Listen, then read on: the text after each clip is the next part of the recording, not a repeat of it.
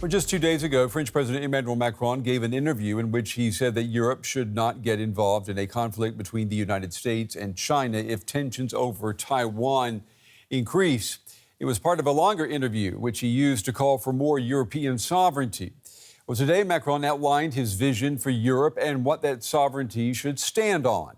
He noted that the pandemic and the war in Ukraine provide instructions of what needs to change. Some of what he said won't be easy listening for France's closest allies. Those who decided to cooperate, to make trade with neighbors, even if they were not allies, Russia, for energy. Because we decided, de facto, that trade could be the best way to cooperate, could create irreversible links and precisely avoid the others to be aggressive. They decided to weaponize the energy, putting us in a completely crazy and unbelievable situation.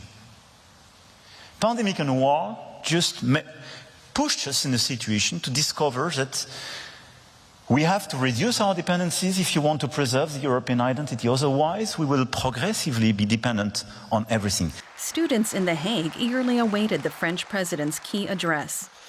Over the weekend, Macron had given an interview that had drawn attention due to his remarks about Taiwan and the threat of conflict between the U.S. and China. The worst thing would be to think that we Europeans must be followers and must adapt ourselves to an American rhythm and a Chinese overreaction.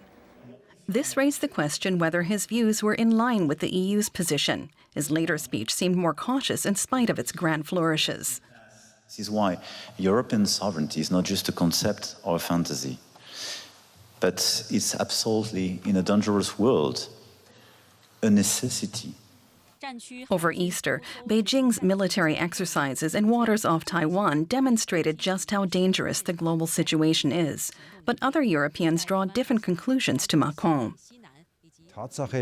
The fact that he sides with China and against America at the very moment when military exercises are taking place on Taiwan's borders does not align with European interests. Polish Prime Minister Morawiecki stressed that the relationship to the U.S. is critical to Poland's security. And one U.S. senator said what many conservative Americans think. We need to ask Europe, does he speak for them? Because we're pretty heavily involved in Ukraine right now. We're spending a lot of our taxpayer money on a European war. Emmanuel Macron has given Europe fresh impetus, but not everyone is pleased with the direction he's taking. Let's bring in correspondent Christine Mundwa, who is joining us from Brussels. Christine, what was Macron's main message, you think? Well, his main message in the speech he gave in The Hague yesterday was to say that Europe is way too dependent on other world powers and that needed to change. He referred to the pandemic as having had been an eye-opener, how Europe was stuck experiencing supply shortages, semiconductors. He also referred to the fact that war was back in Europe and that Europeans needed a common defense and security. So what he would have said yesterday in that speech, many would agree with, that Europe indeed needs to further integrate and to be more independent, more sovereign.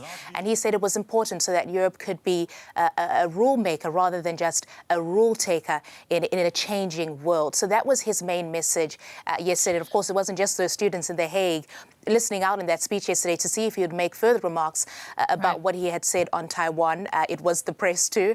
And sad to say, we were disappointed in a sense. Tell us a little bit more about that because, as you mentioned, so many people were watching to see if there was anything that he would say to reassure those unsettled by his recent remarks on Taiwan. Yeah, so not in yesterday's speech, not at all. And of course, it wasn't a press conference, so to say, where we as a press could have further pressed him on that. But what is clear is that for a lot of people, what's really unsettling by his remarks was his way of almost equating Beijing and Washington by saying that we shouldn't be followers of China and we shouldn't be followers of the United States, especially in Eastern European countries where the U.S.'s security reassurance is really important for the foundation of their peace and security, again, especially in the context that we're in now where there is a war in Europe. So it is this seemingly equating China and and the United States that a lot of people would have felt uncomfortable with. I think, in large part, people do agree, as we heard from, for example, the European Council President Charles Michel, that Europe must be more independent in a position where it's able to make its own decisions. But I think it is this idea that he would be turning on an ally, as we heard from the German MEP there, that he would be siding with Beijing, because really these remarks have been welcomed in Beijing. A lot of local outlets in China reporting, rallying and hailing these remarks as refreshing from an independent individual. The speech interrupted by protesters at one point. Tell us more about that. Well, President Macron is in his second term, and he's really facing the biggest challenge of his second term back home. That is, of course, his efforts to reform France's pension system, which will see the retirement age go from 62 to 64. We have seen, and we've been reporting on the mass protests that have been happening across the country in France. And of course, before he started his speech, you had hecklers shouting, where is French democracy, and that you are a president of hypocrisy and violence. And of course, he went on to rebuff that, to say, well, the very fact that this could happen shows that we're in a democracy, and said we should not be equating our countries, Western democracies, to places in the world where there really is no democracy. So it's really just those issues back home catching up with him as he goes on the international stage, where he largely receives, as we saw in Beijing and also here in The Hague, where he's spending time with the King and other senior leaders, big receptions. Christine Mundwa in Brussels, thank you.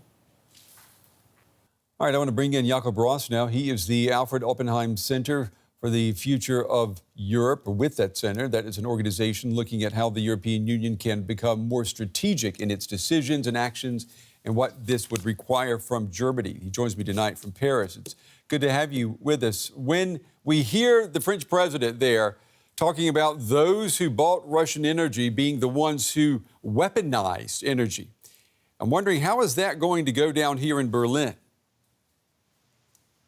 Well, it's certainly heard, and it's a criticism that has been heard, as you can imagine, a lot throughout the past month. That has been heard a lot since Russia's renewed aggression against Ukraine back in February of last year. And I think it's some kind of reflex that is an answer as well to the criticism that France and that President Macron have suffered after his remarks on China, on the US and their relationship, and the role of Europe in this relationship towards Taiwan. Yeah, Jakob, let me pick up on what he said about China-Taiwan. This speech, it came just a couple of days after Macron's Politico interview, saying Europe should not get mixed up in a conflict between the US and China. Is Macron, is he looking for a future in which France does not have to pick sides?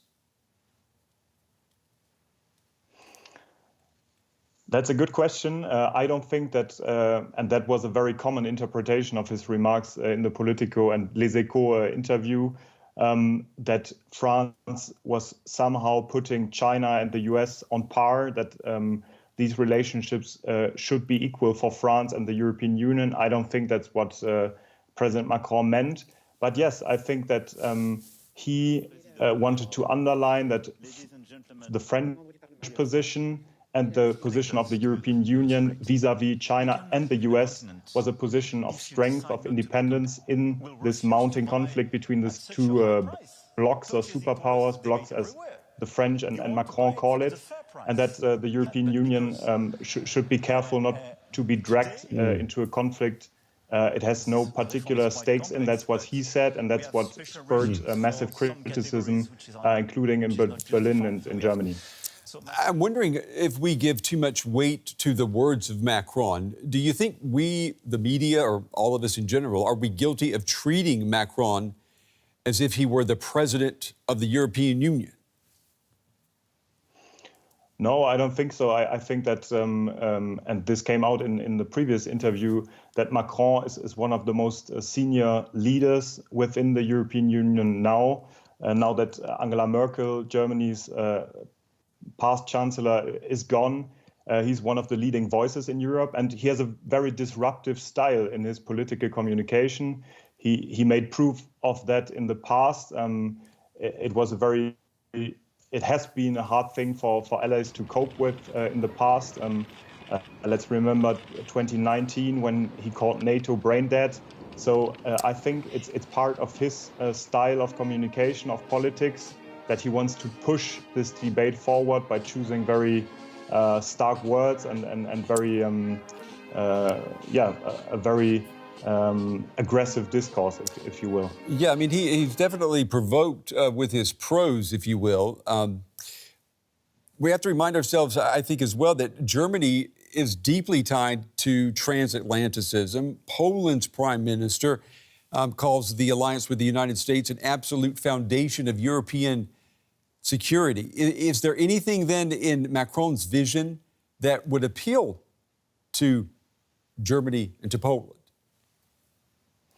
Well, I think that his deep conviction that the European Union needs to be strengthened and first and foremost in security and defense is something that is shared both in Berlin and in Warsaw. The means to do that is probably the point of contention, but I think fundamentally what Macron is aiming at is strengthened Europe with regards to Russia, with regards to China, and also with regards to the US, I think is something that is largely shared within Europe. The problem being that his style of communication, his vocabulary, strategic autonomy, European sovereignty is at times misunderstood, misinterpreted, and that his timing is frankly poor. I mean, the fact that he came out with these comments flying back from his visit with Xi, and just hours later, Chinese military started maneuvering around Taiwan, was just a very, very poor signal and perceived as such both in the US and in the European Union. Jakob, do you think we could see Macron now as being damaged goods for the rest of Europe? He's not going to run for election again, and we know that he's taken a hit by all of these protests over his plans to reform the country's pension system. Yes, I think so, at least in the short term. He has clearly done damage to the message of Western unity, first of all, of transatlantic unity. I think that part of this is probably some kind of revenge that has to be beared in mind for what happened again in 2021 with the AUKUS deal, when France was excluded from the submarine deals. The US, well, that's the French reading at least, stabbed France in the back in this region. And I think Macron's comments on the relationship between the US, China, and the European Union is at least an echo to that. But yes, I think he has done damage, and we will see, hopefully, if this debate, as did the brain dead comments, will spur a healthy and helpful debate for the European Union going forward. Yeah, we will see. That is for sure. Jakob Ross with the Alfred Oppenheim Center for the Future of Europe. Jakob, we appreciate your time and your insights tonight. Thank you.